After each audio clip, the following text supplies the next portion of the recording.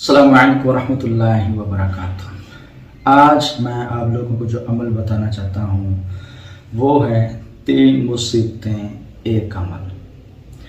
अमल 3 मुसीबतें के लिए एक ही वजीफ़ा मुजर्रब है। मुसीबतें कौन कौन सी हैं, परेशानियाँ कौन कौन सी हैं। एक है कि अगर किसी ने आपका कर्ज ले लिया और वो कर्ज नहीं दे रहा।